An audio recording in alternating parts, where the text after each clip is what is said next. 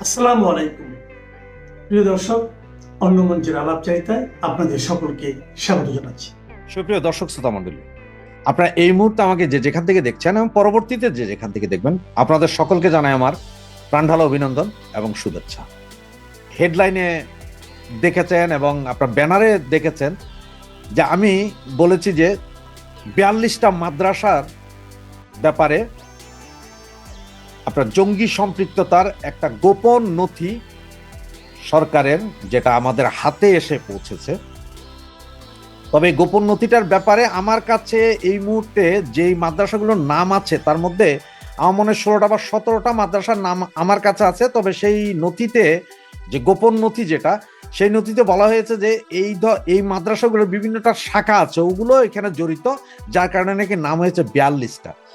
এবং বাংলাদেশের কোন একটা বৃহৎ দল সরকারের কাছে এই সমস্ত মাদ্রাসাগুলার মধ্যে নাকি টনকে টন অস্ত্র আছে, যে সমস্ত অস্ত্র উদ্ধার এবং এই জঙ্গিদেরকে ধরে আগে গ্রেপ্তার করার দাবি জানিয়েছে, অস্ত্র উদ্ধারের দাবি জানিয়েছে এবং এই জঙ্গি কার্যক্রম বা জঙ্গি পৃষ্ঠপোষকতা বন্ধ করার জন্য সরকারের কাছে জোর দাবি জানিয়েছে। তাও বলেছে হতে হবে। এবং সেই নথিতে আপনার মন্ত্রণালয়ের যেসব সিল সপ্পর আছে বা আছে, তাতে বিভিন্ন জায়গায় পাঠানো হয়েছে।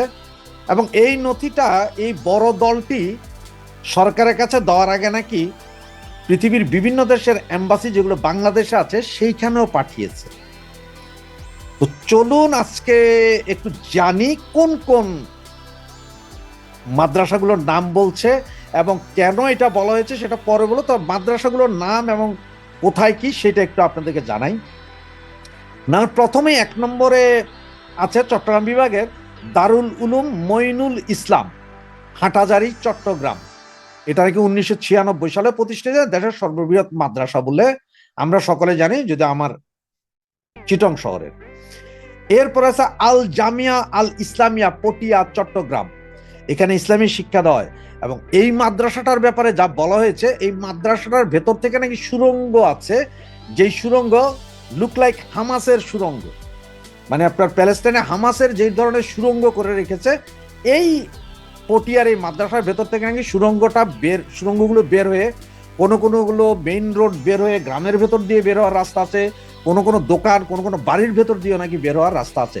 এগুলো কিন্তু আমার কথা নয়, গোয়েন্দা রিপোর্টের যে সেই জিনিসগুলোই আপনাদেরকে আমি এই মুহূর্তে বলার চেষ্টা করছি।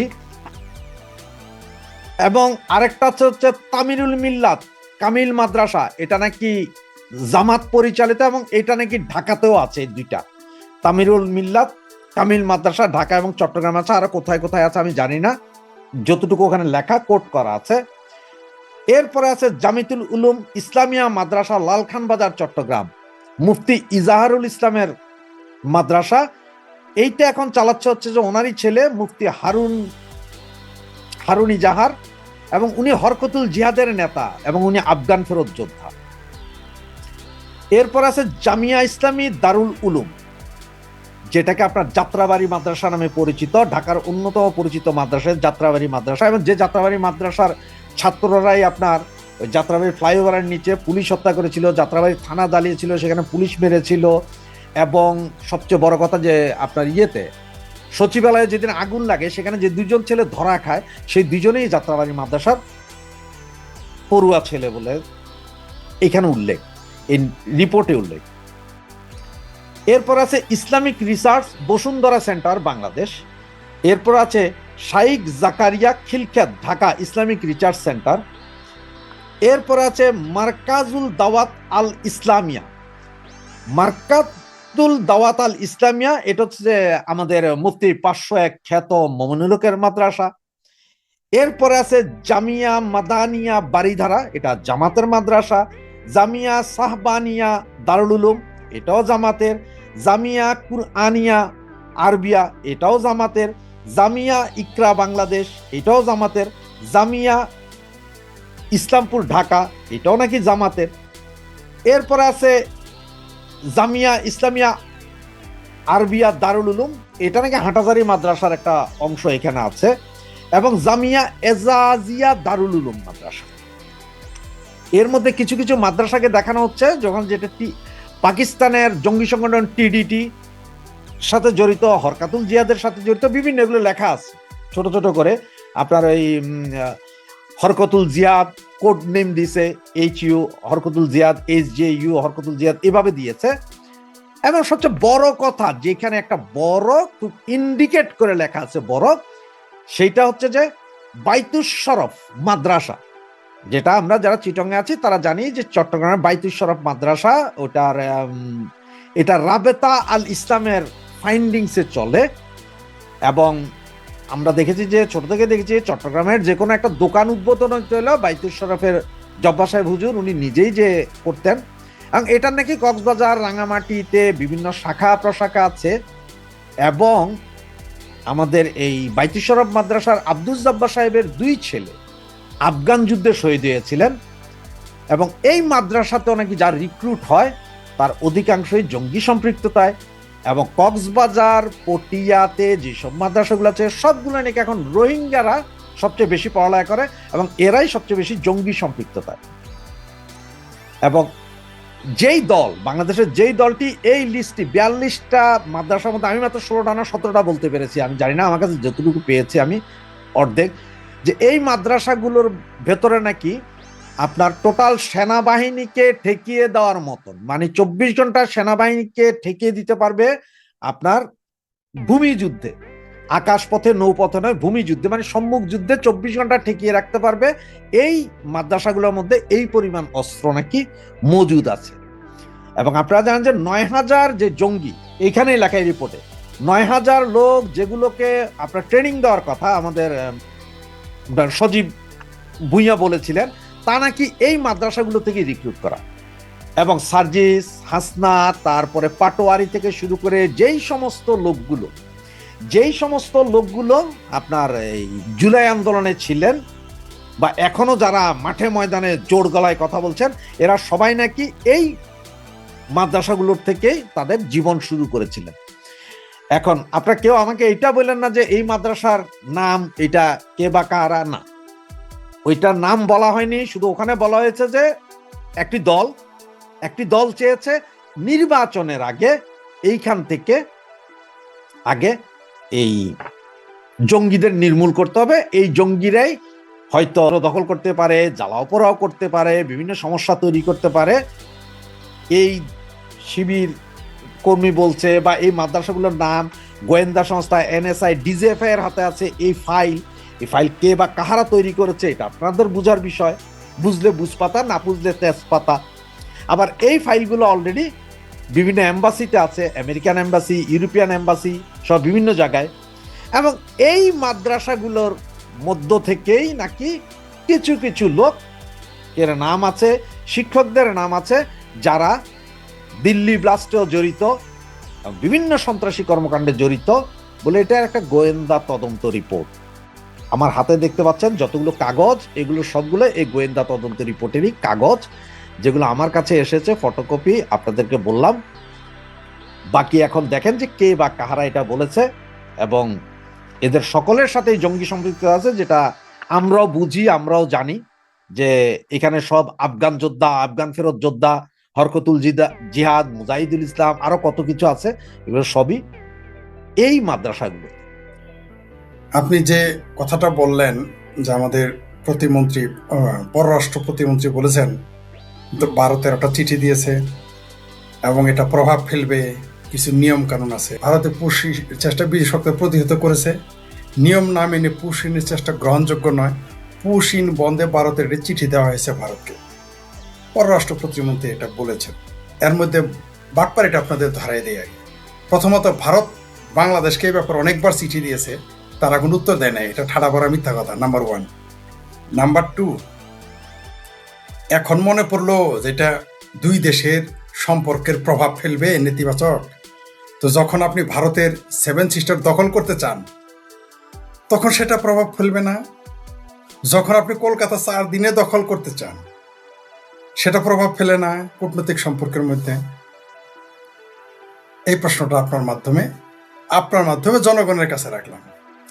যারা ঘাওরামি করবে বা যুক্তিতর্কের ধার ধারবে না তাদের কথা আলাদা। যেই দেশে প্রতিদিন বলা হচ্ছে দিল্লি দখল করবে, নরেন্দ্র মোদীকে মেরে ফেলবে, শুভেন্দু অধিকারকে কেটে ফেলবে, অমিত শাহকে ধরে আনবে, বাংলাদেশ দখল করবে, প্রতিদিন বলা হচ্ছে। তখন বাংলাদেশের সাথে ভারতের সম্পর্কের অবনতি ঘটবে না? তখন আমাদের পররাষ্ট্র প্রতিমন্ত্রী সেটা মনে থাকে না? তারা কি এই ব্যাপারে কোনো বিবৃতি দিয়েছেন? এই যে বাংলাদেশে প্রতিদিন লিল্লাখররা যে ভারত দখল করতে চায়, ভারতের চাল খেয়ে, ভারতের ডাল খেয়ে, ভারতের ডিজেল এনে ভারতকে দখল করতে চায়, এই কথাগুলো যখন বলে, তখন আমাদের পররাষ্ট্র প্রতিমন্ত্রী কোথায় থাকেন? তার কানে কি তুলো দিয়ে রেখেছেন? দ্বিতীয়, আমরা দেখলাম আর একটা জিনিস, যে যৌথভাবে বাংলাদেশ এবং বাংলাদেশের বিজিবি এবং জনগণ মিলে যৌথভাবে সীমান্ত পাহারা দিচ্ছে। খুব ভালো কথা, বিরাট দেশপ্রেম। এরকম দেশপ্রেমিক জনগণ পৃথিবীতে কোথাও খুঁজে পাবো না আমরা। কারণ বাংলাদেশের বিজিবিরা হয়ে গেছে দামরা, তাই বাংলাদেশের জনগণকে পাহারা দেয়। পৃথিবীর কোন দেশে সীমান্ত জনগণকে পাহারা দেয়? একমাত্র বাংলাদেশের বিজিবিরা যখন দামরা হয় তখনই সম্ভব, এর আগে না। নাম্বার 3, তিনি বলতেছেন যে এটা নাকি পুশিন নাকি বেআইনি। তাহলে 12 থেকে 13 লক্ষ রোহিঙ্গা যখন ঢুকাই দিছে, তখন এই বিএনপির নেতারা কোথায় ছিল? এই সেই বিএনপির নেতা না যারা এখন মন্ত্রী, এমপি, প্রতিমন্ত্রী হয়েছে? এই সেই তারাই না যারা রোহিঙ্গার জন্য বার্মাতে লং মার্চ করেছিল? তারাই তো নাকি? সেটা দেশের সাথে সম্পর্ক নষ্ট হয় না প্রতিবেশী দেশের সাথে? নাকি বার্মা চৌথ আসমানে আমাদের প্রতিবেশী দেশ নয়? ভারতের বেলায় আসলেই কেবল মনে হয় যে এখানে ভদ্রতা বজায় রাখা উচিত, আর কারো বেলায় মনে হয় না। বার্মার বেলা মনে পড়ে না। কারণ কি? 26 লক্ষ ভারতীয়র মতো ঠাড়া পড়া মিথ্যা কথা যখন বললো বাংলাদেশে আছে, তখন মনে পড়েছিল না ভারতের সাথে সম্পর্ক নষ্ট হবে? এই যে কর্নেলেরা, রিটায়ার্ড কর্নেল, মেজর, যারা উষ্টা খাইতে রাস্তাতে হাইটা যেতে উষ্টা খায়, এমনকি এই দেশের হাঁপানি রোগীরা, রিক্সাওয়ালা, লিল্লাখোর, মৌলবীরা বলতেছে ভারত দখল করবে, মোদিকে মেরে ফেলবে, নরেন্দ্র মোদিকে মেরে ফেলবে, অমিত শাহকে মেরে ফেলবে, শুভেন্দুকে মেরে ফেলবে। তখন মনে থাকে না যে বাংলাদেশের সাথে সম্পর্ক নষ্ট হবে? যখন সারাদিন স্লোগান দেয় ঢাকা না দিল্লি, দিল্লি না ঢাকা, লাহোর লাহোর, তখন মনে থাকে না? তখন এখনই মনে হয়। ঘটনাটা কি? মানে এই দেশের মুসলমান, এই দেশের বিএনপি, এই দেশের জামাত, এই দেশের হেফাজত, সব দেখি জামালপুরা পাগলা। ডিমের হালি 5টায় কিনে 3টায় বিক্রি করে। কাউকে দেখলাম না 3টায় কিনে 5টা বিক্রি করতে। আপনার দেশের নাগরিক ভারতে বসবাস করতেছে, এটা প্রমাণিত। সংখ্যা নিয়ে বিতর্ক থাকতে পারে, 1000, 1 লাখ, 1 কোটি, 1.5 কোটি, 1.500 বিতর্ক থাকতে পারে। ধরে নিলাম একজন আছে, আপনার দেশের একজন অবৈধ নাগরিক আছে, সেটা তাদেরকে পাঠিয়ে দিবে। আপনার নিতে এত দাঁতে ব্যথা কেন, চোখে ব্যথা কেন, মুখে ব্যথা কেন? আপনি 12 লক্ষ রোহিঙ্গাকে, 13 লক্ষ রোহিঙ্গাকে নিয়ে আসছেন, বার্মাকে কয়টা চিঠি দিয়েছেন ফেরত নিতে? এই যে সন্ত্রাসী আরাকান আর্মিরা যখন বাংলাদেশে ঢুকে যায়, তখন আপনার এই চিঠিপত্র কোথায় থাকে? যখন বাংলাদেশের শত শত জেলেদের ধরে নিয়ে যায় এবং মুক্তিপণ দিয়ে ছাড়িয়ে আনেন আরাকান আর্মির কাছ থেকে, সন্ত্রাসীদের কাছ থেকে, যখন তারা আর্মস নিয়ে এসে বাংলাদেশে নাচে, কুদে, গান গায়, হাগে, মুতে, তখন আপনার সেই প্রতিবেশীর সাথে সম্পর্কের কথা কোথায় থাকে?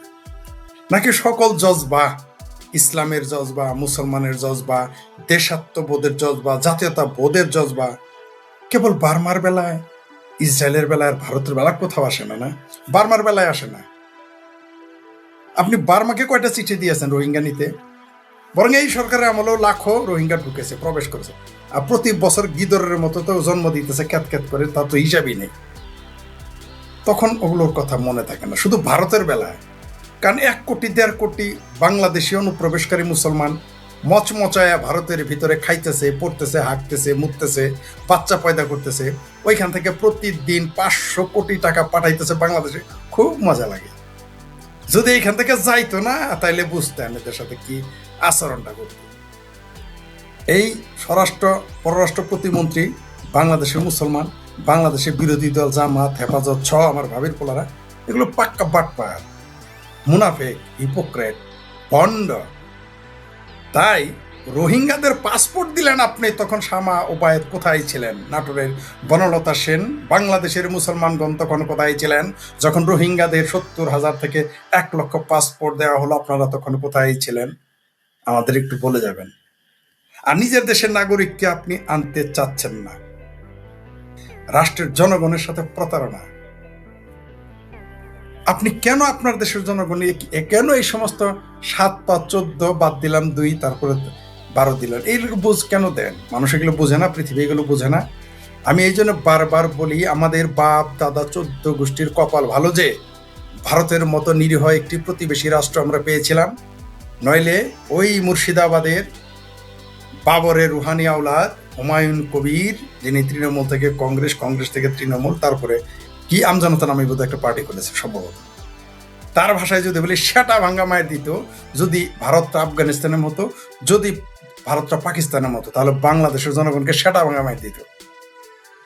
আপনি একবার বিবেচনা করেন যে 1 কোটি ভারতীয় বাংলাদেশে আছে, 1 কোটি হিন্দু ভারতে অনুপ্রবেশকারী বাংলাদেশে, আপনি কি করতেন? চিঠি চালাচালি, নীতি নৈতিকতার আলাপ করতেন? আপনি তো সবগুলোকে পিটিয়ে দেশ ছাড়া করতেন, এদের ধর্ষণ করাইতেন, এদের মেরে ফেলতেন, এদের কিডনি গুর্দা সব বিক্রি করতেন, আর না হয় কনভার্ট করাতেন, বাধ্য করতেন হিন্দু থেকে মুসলমান হতে। এগুলো আমরা জানি। মানে এখন 1 কোটি লোক ওইখানে বসে বসে খাচ্ছে। এগুলো আমি বহুবার বলেছি, আপনারা বিশ্বাস করেননি। এখন তো আমার কথা সত্য হচ্ছে। এগুলো খুব ভারতীয়রাই আমার কথা বিশ্বাস করেন। এখন তো প্রমাণ হচ্ছে। আপনি সারাদিন স্লোগান দেন দিল্লি না ঢাকা, দিল্লি না ঢাকা। ভারতীয়রা হিন্দু, তারা উঠে গরুর মুত খায়, রাস্তাঘাটে হাগে মুতে গড়াগড়ি যায়, একটা ডিম ভেঙে 5 জনে খায়। সেই দেশে আপনারা কেন 1 কোটি মানুষ সেইখানে দিনমজুরি করতে যান? সেইখানে কেন 1 কোটি মানুষ আপনারা কেন সেইখানে আপনারা কাজের বুয়া হিসেবে যান? লজ্জা করে না? ভারত সভ্য দেশ বলে বলেছে যে তারা কোনো মামলা করবে না, এদের নিয়ে যান, যেতে দেন। যখন আমেরিকা পায়ে শিকল পরিয়ে, বিমানে চড়িয়ে, ঘাড় ধরে ঘুরিয়ে বাংলাদেশের শাহজালাল বিমানবন্দরে পাঠাইলো বাংলাদেশের জনগণ, বাংলাদেশের নাগরিকদের, তখন ইউনূস কোথায় ছিলেন? নাটোরে বনলতা সেন। তখন মনে পড়ে নাই আমেরিকাকে একটা চিঠি দিতেন? এটা তো কি নিয়ম, শিকল পরিয়ে আপনি পাঠালেন? মাটি নরম পেলেই বিলাই হাগে, আমাদের জামালপুরের ভাষায় একটা কথা বলে, অথবা বলে মাটি নরম পাইলেই বিড়ালে খামসায়। তো ভারতের শাসকরা একটু নরম মাটির, তাই এই চুলকানিটা দিচ্ছেন।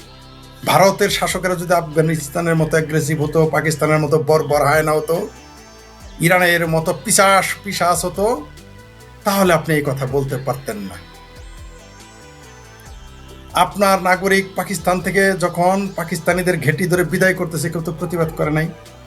বাংলাদেশিদের যখন মধ্যপ্রাচ্য থেকে বের করে দেয়, মালয়েশিয়া থেকে বের করে দেয়, তখন তো আপনি প্রতিবাদ করতে পারেন নাই। এই শামা ওবায়েদ কোথায় থাকে যখন বাংলাদেশে নারীদের ধর্ষণ করে, মানসিক রোগী করে, অসুস্থ করে, তারপর কাজের গৃহকর্মীদের এই বাংলাদেশে সৌদি আরব পাঠিয়ে দেয়? তখন কোথায় থাকেন এই শামা ওবায়েদ নামের নাটোরের বনলতা সেন? তখন আপনার মনে পড়ে না? আপনার দেশের অবৈধ নাগরিকদের একটা সুযোগ দিয়েছে দেশে ফেরত নেয়ার, আপনি সেটা না নিয়ে তাল বাহানা করতেছেন। এটা তো একটা টোটালি বাটপারি। এগুলো সারা পৃথিবী বুঝে। বাংলাদেশের আজকে যদি পশ্চিমবঙ্গে শুভেন্দু অধিকারী ক্ষমতায় না বসতো, বিজেপি ক্ষমতায় না আসতো, মমতা ব্যানার্জির বিদায় ঘন্টা না বাজতো, আমরা অনেক ভণ্ডদের চিনতে পারতাম না। বাংলাদেশের বামপন্থীর হলো 1 নম্বর ভণ্ড। তার চেয়ে বড় ভণ্ড বাংলাদেশে মানবাধিকার কর্মী এবং যারা মুসলমান দাবিদার, তারা প্রমাণিত ভণ্ড, বদমাস, মুনাফেক, বাটপার, জাতে মাতাল, তালে ঠিক, জামালপুরা বাংলা সব। ডিমের হালি 3টায় কিনে 5টায় বেছে, 5টায় কিনে 3টায় বেছে, তাই তারা এগুলো বলতেছে। আপনি এখন নিয়ম নীতি, আন্তর্জাতিক নিয়ম নীতি দেখাচ্ছেন, বার্মার সাথে কেন দেখেন না? আরে ভাই, ভারত এত শক্তিশালী, পৃথিবীর 3 নম্বর অর্থনীতি, পৃথিবীতে শক্তিশালী তার সামরিক অবস্থান, আয়তনে বড়, আপনি তার সাথে পাঙ্গা নিতেছেন। আর বার্মার মতো দুর্বল দেশের বেলায় গেলে আপনার বিসি কাঁধে উঠে যায় কেন? সেখানে টু শব্দটি কেন করেন না? তালমে কুস্ত কালা হায়, খোঁঠা কুদে পাঠার জোরে ওঠে, পাঠা কুদে খোঁটার জোরে, সেটা কিন্তু আমরা বুঝি। বাংলাদেশ কার খোঁটায় এখন লড়তেছে সবাই জানে, আমরাও জানি। এখন কোথায় বাংলাদেশের বুদ্ধিজীবীরা? এখন কোথায় বাংলাদেশের মানবাধিকার কর্মীরা? এখন কোথায় ফেলানির চাচা মামা খালু ভাতিজারা? এখন তারা কোথায় যারা বলে সীমান্তে গুলি করে মেরে ফেলে? সীমান্তে তো এখন গুলি করতেছে না, আপনার দেশের জনগণ পাঠিয়ে দিচ্ছে। নিতে এত আপত্তি কেন? কারণ আপনি জামাল বীরে পারলা, কারণ 1 কোটি মানুষ ওইখানে খাইতেছে, হাঁকতেছে, মুততেছে, বাচ্চা পয়দা করতেছে, আবার পাশাপাশি প্রতিদিন 500 কোটি টাকা পাঠাইতেছে। এত আরামের জিনিস কেউ ছাড়ে? সেই জন্য শামা উবায়দ এগুলো বলতেছে। ধন্যবাদ। বাংলাদেশে কার্যক্রম নিষিদ্ধ থাকা আওয়ামী লীগ ও অঙ্গ সংগঠনগুলোর বড় রকমের মিছিল আর শোডাউন আরো বাড়বে এমন শঙ্কার কথা জানিয়ে সরকারকে গোপন প্রতিবেদন দিয়েছে পুলিশ সদর দপ্তর। সরকারের কাছে গত 6 জুন পুলিশ সদর দপ্তর থেকে এ বিষয়ে জমা দেওয়া একটি প্রতিবেদন আমাদের হাতে এসেছে, যেখানে সরকারকে সতর্ক করে 10টি সুপারিশ করা হয়েছে। রিপোর্টটিতে বলা হয়েছে, আওয়ামী লীগের পদধারী নেতারা দেশে ফিরে স্বেচ্ছায় আত্মসমর্পণ করে রাজনীতিতে ফিরছে। রিপোর্টটিতে আওয়ামী লীগের 5 বড় নেতার ব্যাপারে নজরদারি বাড়ানোর সুপারিশ করা হয়েছে, যারা এরই মধ্যে জামিনে আছেন। এমন আলোচনার মধ্যে নতুন খবর হলো, আওয়ামী লীগের উপর আরোপিত নিষেধাজ্ঞা প্রত্যাহারের জন্য আন্তর্জাতিক সমর্থন জোরদার করা বা কূটনৈতিক তৎপরতা বাড়াতে বেশ কোমর বেঁধে নেমেছে দলটি। ইউরোপ, আমেরিকা, অস্ট্রেলিয়া সহ পশ্চিমা বিশ্বের গুরুত্বপূর্ণ সংস্থা ও প্রতিনিধির সাথে বৈঠক করা শুরু করেছে দলটির দায়িত্বপ্রাপ্ত নেতারা। সবশেষ ইউরোপীয় পার্লামেন্টের সদস্য বিলি ক্লেহারের সঙ্গে বৈঠক করেছেন আওয়ামী লীগের সাবেক সংসদ সদস্য ও নেতারা। তার একদিন আগে আয়ারল্যান্ডের প্রধানমন্ত্রী মাইকেল মার্টিনের সঙ্গে সাক্ষাৎ করেছেন দলটির নেতারা। দলটির নেতারা বলছেন, দেশে ফেরার নীরব প্রস্তুতির বড় একটি অংশ হিসেবেই তারা এই আন্তর্জাতিক তৎপরতা বাড়িয়েছে। গত 19 মে ভারতের 3টি সংবাদ মাধ্যমে বাংলাদেশের সাবেক প্রধানমন্ত্রী ও আওয়ামী লীগের সভানেত্রী শেখ হাসিনার ইমেল সাক্ষাৎকার ছাপা হয়েছিল। ওই সাক্ষাৎকারগুলোতে তিনি প্রথমবারের মতো বাংলাদেশে ফিরে বিচারের মুখোমুখি হওয়ার কথা বলেন। কিন্তু একদিকে সরকার নির্বাহী আদেশে তার দলের কার্যক্রম নিষিদ্ধ আছে, অন্যদিকে তার উপর ঝুলছে বাংলাদেশের আন্তর্জাতিক অপরাধ ট্রাইব্যুনালের দেয়া ফাঁসির দণ্ড। এমন পরিস্থিতিতে ভারতীয় সাংবাদিকদের প্রশ্ন ছিল, তিনি যে ফিরবেন বলছেন সেটি কিভাবে? আনন্দবাজার পত্রিকাকে শেখ হাসিনা বলেছিলেন, তিনি এবং তার দল আওয়ামী লীগ আরো সংগঠিত হয়ে শক্তিশালী হয়ে যে ফিরবে তার জন্য নীরবে প্রস্তুতি চলছে। সাংবাদিকদের পাল্টা প্রশ্ন ছিল, এই নীরব প্রস্তুতিটা ধরনটা কি রকমের? সেটার ইঙ্গিত পাওয়া যায় ওই 3টি ইমেল সাক্ষাৎকারে। মিলেনিয়াম পোস্টকে দেওয়া সাক্ষাৎকারে বলেছেন তিনি মাথা উঁচু করে ফিরবেন। দ্য হিন্দুস্তান টাইমসকে দেওয়া সাক্ষাৎকারে বলেছেন তার অনুপস্থিতির অর্থ তার নীরবতা নয়, কারণ তিনি কূটনৈতিক ও আন্তর্জাতিক পর্যায়ে মাথা উঁচু করে ফেরার জন্য কাজ করছেন। আওয়ামী লীগের একাধিক সূত্র বলছে, ইতিমধ্যে বড় রকমের কূটনৈতিক তৎপরতা শুরু হয়ে গেছে। দলের কয়েকজন সিনিয়র নেতাকে এর জন্য দায়িত্ব ভাগ করে দেওয়া হয়েছে। এই দায়িত্বপ্রাপ্তদের একজন হলেন আওয়ামী লীগের সাবেক সংসদ সদস্য হাবিবে মিল্লাত। জনাব মিল্লাত 7 জুন আয়ারল্যান্ডের প্রধানমন্ত্রী মাইকেল মার্টিনের সঙ্গে সাক্ষাৎ করে বাংলাদেশের রাজনৈতিক পরিস্থিতি নিয়ে অনুযোগ ও উদ্বেগের কথা জানিয়েছেন। সূত্রগুলো বলছে, ওই বৈঠকে আওয়ামী লীগের পক্ষ থেকে জানানো হয়েছে বাংলাদেশের গণতান্ত্রিক পরিবেশ সংকুচিত হয়েছে এবং আওয়ামী লীগের নেতা কর্মীদের বিরুদ্ধে রাজনৈতিক উদ্দেশ্যপ্রণীত মামলা দেওয়া হচ্ছে। রোববার আয়ারল্যান্ডের পার্ক সিটি কাউন্সিলে এই বৈঠক অনুষ্ঠিত হয়। টাইমস অফ বাংলাদেশের খবরে বলা হয়েছে, বৈঠকে বাংলাদেশের বর্তমান রাজনৈতিক, গণতান্ত্রিক ও আইন শৃঙ্খলা পরিস্থিতির বিভিন্ন দিক তুলে ধরেন হাবিবে মিল্লাত। তিনি আওয়ামী লীগের নেতা কর্মীদের বিরুদ্ধে দায়ের করা মামলাগুলো প্রত্যাহারে আন্তর্জাতিক সহযোগিতা কামনা করেন এবং দলটির উপর আরোপিত নিষেধাজ্ঞা প্রত্যাহারের বিষয়ে সমর্থন চান। একই সঙ্গে দেশে একটি অন্তর্ভুক্তিমূলক, শান্তিপূর্ণ ও গণতান্ত্রিক রাজনৈতিক পরিবেশ প্রতিষ্ঠায় আন্তর্জাতিক সম্প্রদায়ের সহযোগিতা ও সমর্থন কামনা করেন তিনি।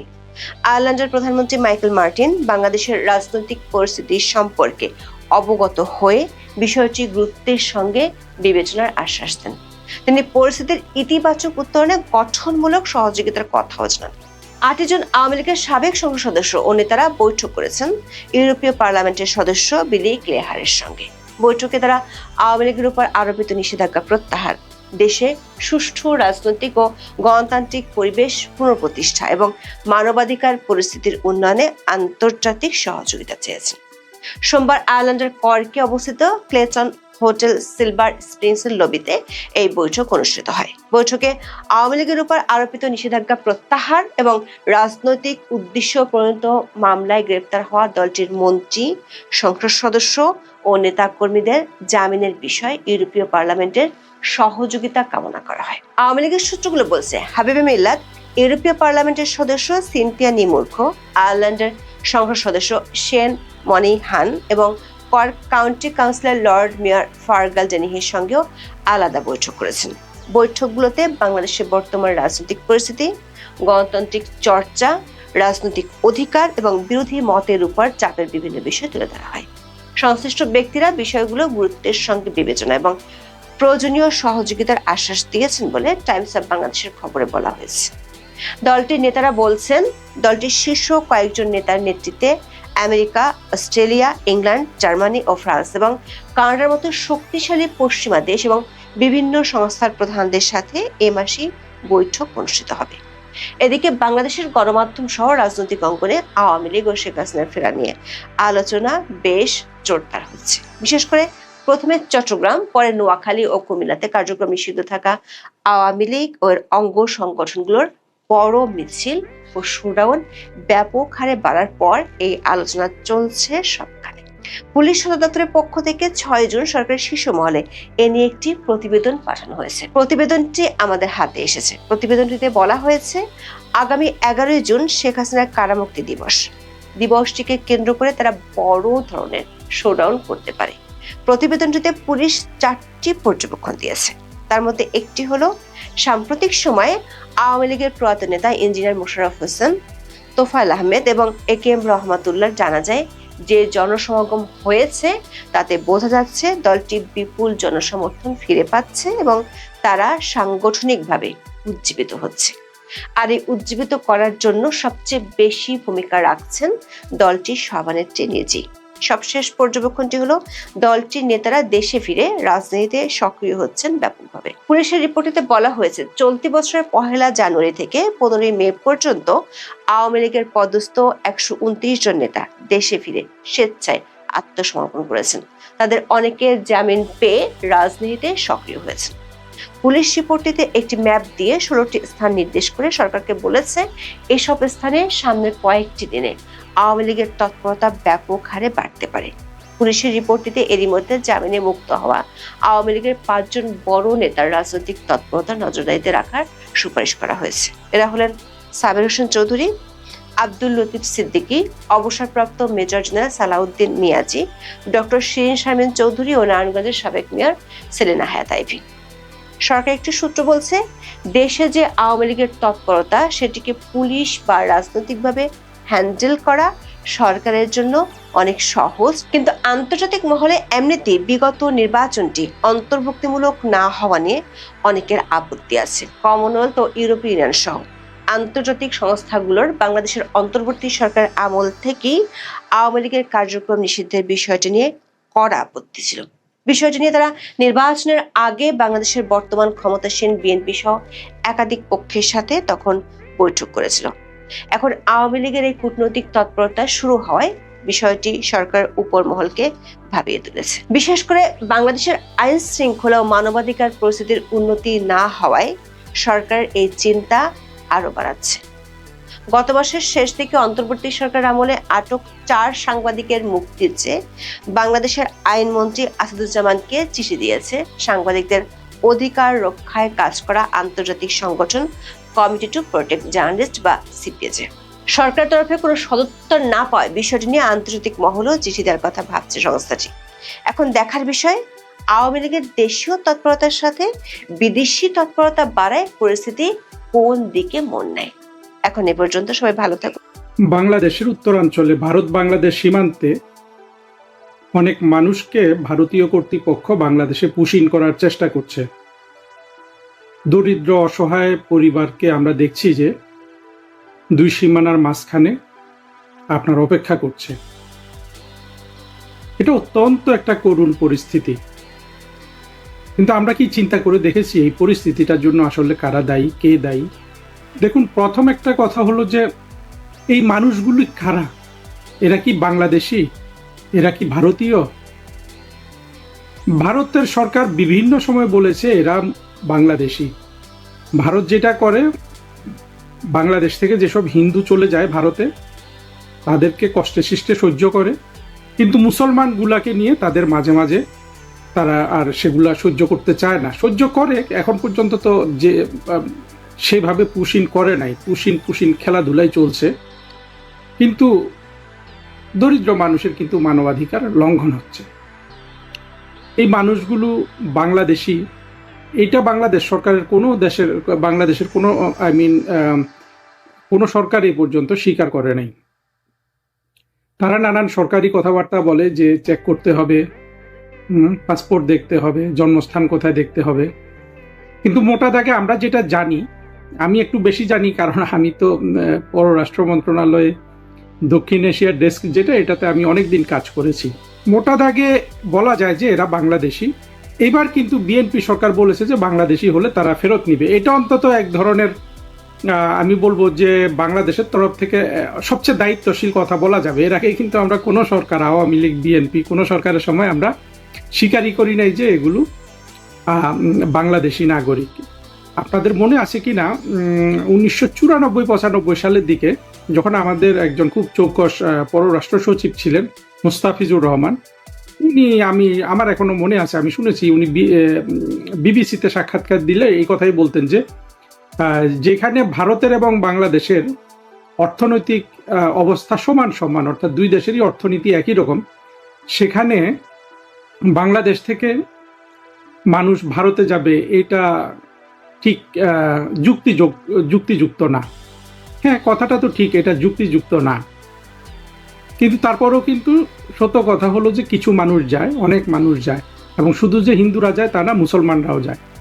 কত বাংলাদেশে আপনার ভূমিহীন মানুষ আছে, হ্যাঁ, নদী ভাঙ্গন থেকে উৎখাত হওয়া মানুষ আছে, এছাড়াও বিভিন্ন ধরনের সংযোগের কারণে কিন্তু মানুষ যায়, দরিদ্র মানুষ।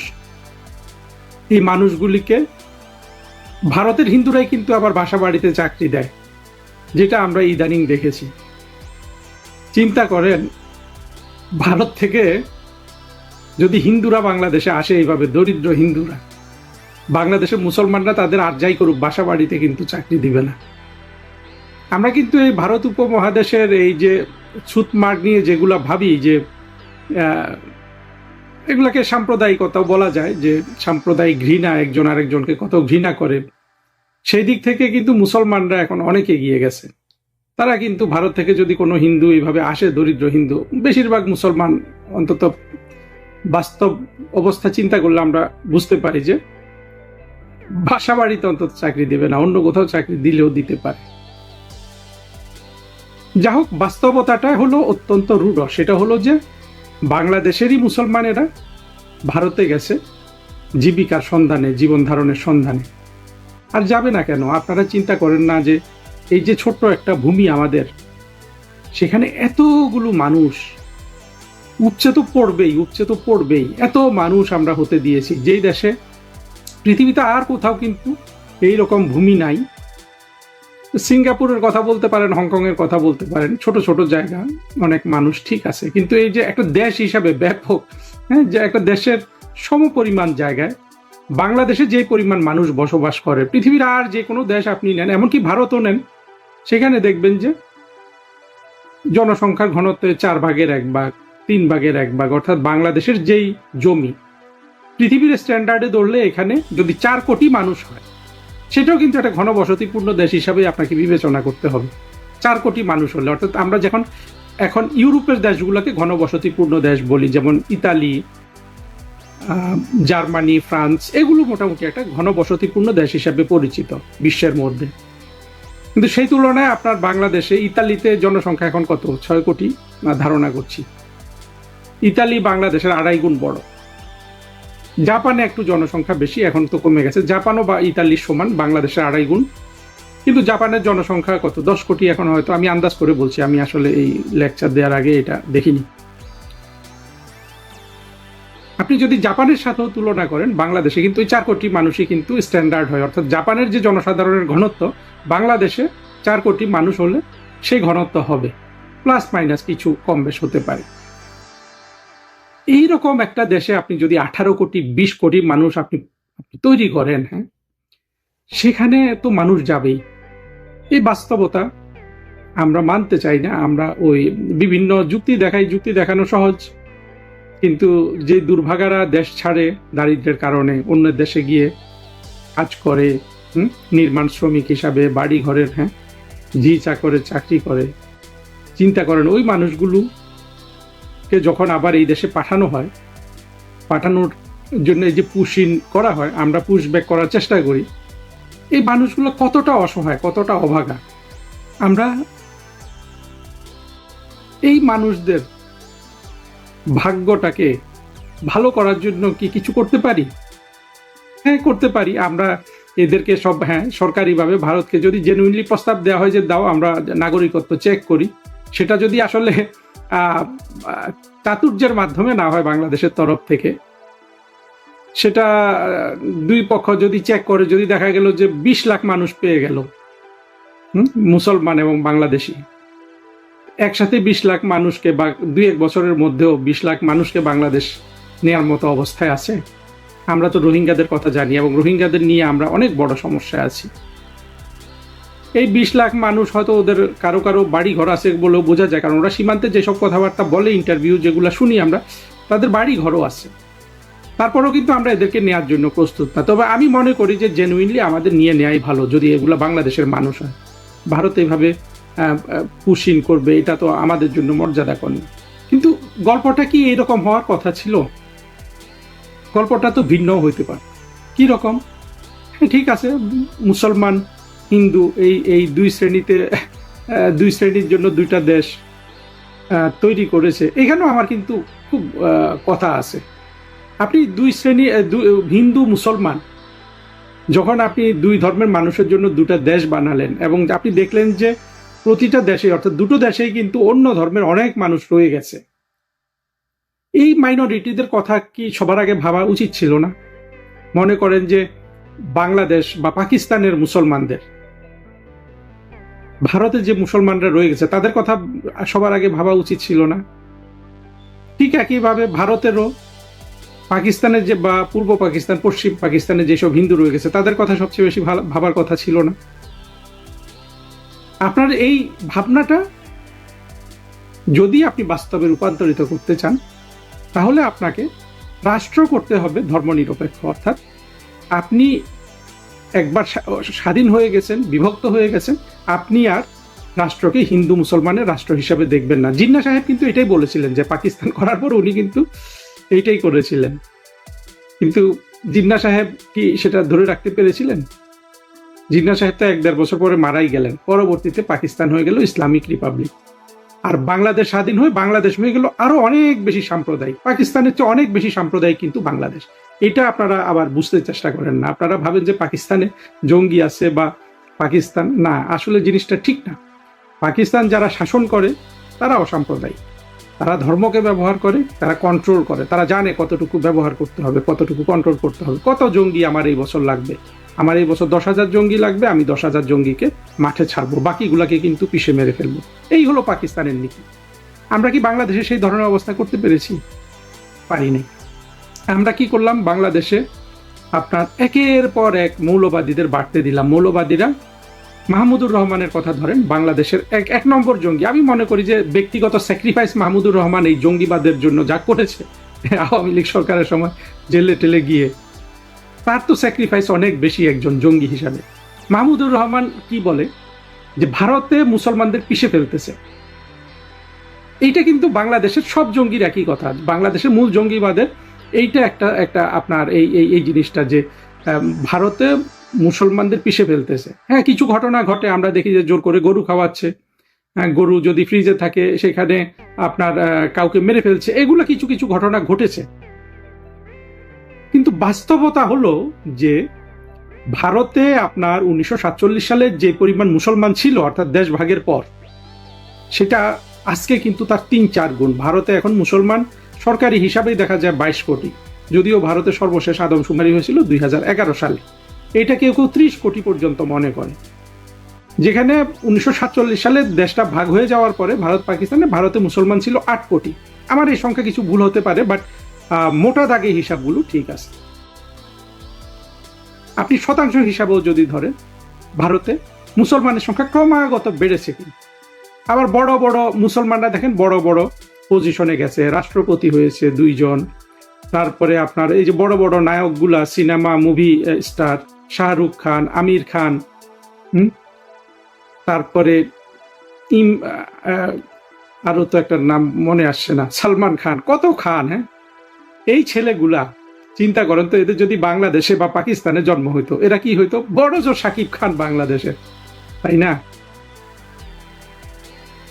আমরা এই যে দেশ ভাগের পরে ভারতে মুসলমানদের কিন্তু আমরা অনেক উন্নতি দেখি। এই যে কিছুদিন আগে ভারত পাকিস্তানের যুদ্ধ হলো, সেখানে আমরা দেখেছি যে একটা মুসলমান মহিলা সেখানে তাদের সেনাবাহিনীর কিন্তু মুখপাত্র হিসাবে সে টেলিভিশনে সাংবাদিকদের ব্রিফ করছে।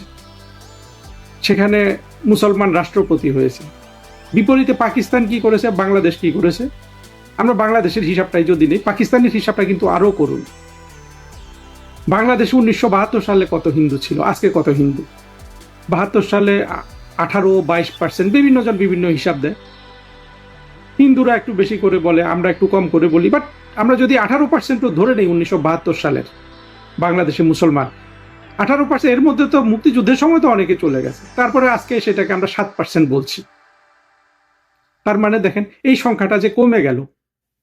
ধরে নিলাম তর্কের খাতিরে ভারতে মুসলমানরা অত্যাচারিত হয়, আমি মাহমুদুর রহমানের কথাটাই ধরে নিলাম। যদি ভারতে মুসলমানরা অত্যাচারিত হয় বা যে পরিমাণ অত্যাচারিত হয়, সেই পরিমাণ অত্যাচারিত হয়ে যদি 47 সাল থেকে 1926 সালে এসে ভারতে মুসলমান জনসংখ্যা 3 গুণ হয়ে যেতে পারে, তাহলে আমরা যদি বাংলাদেশে হিন্দুদের সেই পরিমাণ অত্যাচার করতাম, মানে তার চেয়ে বেশি অত্যাচার না করতাম, তাহলে আমাদের এখানে হিন্দুরা দ্বিগুণ হয়ে যাওয়ার কথা ছিল না? অর্থাৎ 18% যেটা ছিল সেটা 36% হয়ে যাওয়ার কথা ছিল না? সেটা কি হয়েছে? উল্টো দেখা যায় যে এরা সব দেশ ত্যাগ করে চলে গেছে।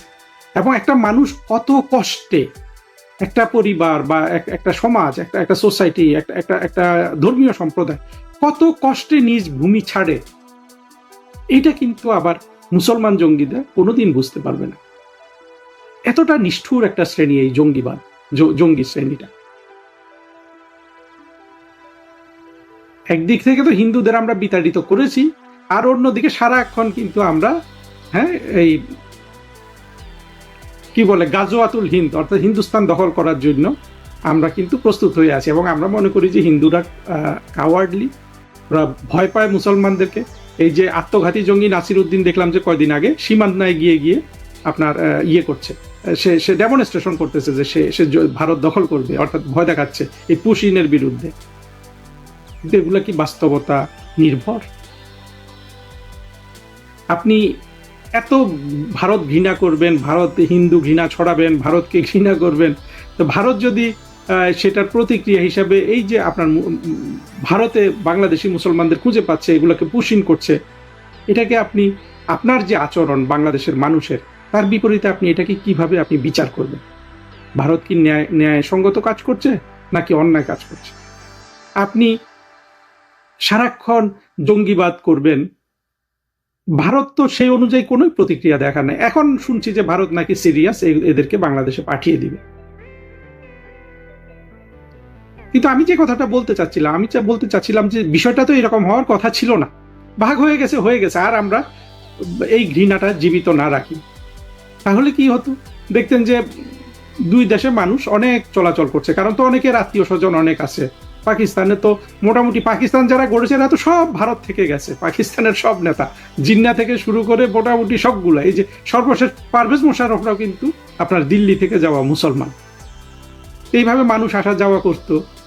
মুসলমান জঙ্গিরা যদি এই পাকিস্তান আর বাংলাদেশ 2টা রাষ্ট্রকে দখল করে না নিত, বা যেই পরিমাণ ঘৃণা মুসলমান জঙ্গিরা ছড়ায় সেই পরিমাণ ঘৃণা না ছড়াতো, হ্যাঁ আপনি বলতে পারেন বিজেপি পার্টি হিসাবে আমি অ্যাপ্রুভ করি না, কিন্তু বিজেপি তো ভারত গত 10-15 বছর শাসন করছে, 8-10 বছর, অনেক বছরই শাসন করছে। মাঝখানে কংগ্রেস ছিল, তার আগে অটল বিহারী বাজপেয়ী ছিলেন প্রধানমন্ত্রী, তারপরে নরেন্দ্র মোদী সাহেব প্রধানমন্ত্রী হলেন। এই যে আমরা যে তাদের 15-20 বছর বিজেপিকে ভারত শাসন করতে দেখেছি, তাদের কোনো কিছু আমি আসলে তারা যেভাবে কথাবার্তা বলেন সেগুলো আমি অনুমোদন করছি না, একেবারেই করি না, কারণ আমার রাজনীতিতে এই ধরনের কথাবার্তা নাই। কিন্তু এই বিজেপির শাসন আমলে তো আমরা দেখি না যে কোনো ভারতীয় মুসলমান বাংলাদেশে চলে এসে আপনার মায়ের ভয়ে অত্যাচারিত হয়ে পাকিস্তানে চলে গেছে, একটা উদাহরণও কিন্তু নাই। আমরা যদি আমাদের মৌলবাদীরা যদি বিজেপির পর্যায়েরও মৌলবাদী হতো, তাহলেও কিন্তু আমাদের মধ্যে এতটুকু সুসম্পর্ক থাকতে পারতো যে এই যে আজকে যে মুসলমানগুলাকে পুশিন করার কথা বলা হচ্ছে ভারতের তরফ থেকে, এগুলাকে ভারত কিন্তু পুশিন করতো না। যুক্তি কি তাই বলে না? শেখ হাসিনা সরকারের সময় তারা তো অনেক কষ্টে কিন্তু এদেরকে সহ্য করছে, পুশিন করে নাই। যদিও তাদের অভ্যন্তরীণ রাজনীতিতে এটা প্রচুর ডিমান্ড ছিল, আসাম টাসামে করে নাই। কারণ হলো যে শেখ হাসিনার সময়ে অন্তত ভারত এটুকু বুঝতো যে অফিসিয়ালি শেখ হাসিনা সরকার বা বাংলাদেশ সরকার এক ধরনের সাম্য, অর্থাৎ প্রতিটা ধর্মের মানুষের প্রতি, হিন্দু মুসলমানের প্রতি, সেটা তারা অন্তত কাগজে সংরক্ষণ করে। আমাদের যে বিএনপি কিংবা আর জামাত আছে, তারা তো সেটা করেন। তাহলে এই যে মানুষগুলা আজকে এতটা আপনার দুর্ভোগের শিকার হচ্ছে বা এদেরকে পুশিন করলে বাংলাদেশ তো আসলে ঠেকাতে পারবে না। নাসিরউদ্দিন পাটোয়ারি যেটা দেখাচ্ছে, এটা এখন অবশ্য বাংলাদেশ অনেক মুসলমান মনে করে যে এটা সম্ভব, নাসিরউদ্দিন পাটোয়ারিরা সীমানায় চলে গেলে ভারত ভয় পেয়ে পালিয়ে যাবে। সেরকম একটা ডেমনস্ট্রেশন হওয়া উচিত। আমরা দেখতে চাই ভারত পালিয়ে গেছে, তাহলে তো আমরা আবার নাসিরউদ্দিন পাটোয়ারিকে সমর্থন করা শুরু করব। বাস্তবতা তো তা না। আমি যে কথাটা বললাম, আপনারা যদি আমার কথা অযৌক্তিক কিছু পান, আপনারা আমাকে জানাবেন, কারণ কমেন্টগুলো আমরা পড়ি। আমি যেটা দেখি যে এই যে আজকে এতগুলা মানুষের জীবন আপনার এত বড় দুর্যোগ নেমে এসছে, যদি সত্যি সত্যি এদেরকে পুশিন করা হয়, কত বড় আশঙ্কা এরা জীবন কাটাচ্ছে। এই মানুষগুলার এই জীবনের জন্য কিন্তু সম্পূর্ণরূপে বাংলাদেশের জঙ্গিরা দায়ী। আপনি মানেন বা না মানেন, এই যুক্তি, আমার এই যুক্তি আপনি খণ্ডাতে পারবেন না। জঙ্গি জিনিসটাই হলো অত্যন্ত নিষ্ঠুর একটা জিনিস। সে প্রথম কথা হলো যে সে তো সভ্যতা বিরোধী, সে নিজের দেশে দারিদ্র্য উৎপাদন করতে চায়। সে তো অন্য দেশের অন্য ধর্মের মানুষকে ঘৃণা করবে কি? সে তো নিজের ধর্মের যারা অসাম্প্রদায়িক মানুষ তাদেরকেই মেরে ফেলে। আমরা দেখছি না অধ্যাপক জাফর ইকবালকে পেছন থেকে কল্লা কাটতে গেছে এরা? কোনো জঙ্গিকে কি কেউ কল্লা কাটতে যায়? কোনো অসাম্প্রদায়িক মানুষ, সেকুলার মানুষ যায় তো না। আমাকে এইটার জন্য আপনারা গালিগালাজ করতে পারেন, আমার এইটাকে তত্ত্ব হিসাবেও বলতে পারেন। আমি যেটা দেখি সবকিছু বিশ্লেষণ করে, সেটা হলো বাংলাদেশের যত দুঃখ আছে তার জন্য 100% দায়ী হলো বাংলাদেশের মৌলবাদ। আমরা যে রাষ্ট্রটাকে মুক্তিযুদ্ধের চেতনায় একটা অসাম্প্রদায়িক গণতান্ত্রিক রাষ্ট্র করতে পারলাম না, সেটাই কিন্তু বাংলাদেশের সব দুঃখের কারণ। এবং সেটা এই যে পুশব্যাক সংক্রান্ত যে অসংখ্য মানুষের জীবনে আপনার এত আশঙ্কা, এত দুর্যোগ নেমে আসছে, অন্তত দুশ্চিন্তা হিসাবে তো নেমে এসছে। বাস্তবে কখন কি হবে, আর যেগুলোকে সীমানায় জড়ো করা হয়েছে তাদের জীবনে তো দুর্যোগ হিসাবে নেমে এসছে। এই দুর্যোগের জন্য কিন্তু সম্পূর্ণরূপে বাংলাদেশের জঙ্গি, মৌলবাদী, স্বাধীনতা বিরোধীরা দায়ী। এরা যদি সমাজে না থাকতো, কোনোভাবেই আমরা কিন্তু এই ভারতের পক্ষ থেকে এই আচরণটা পেতাম না।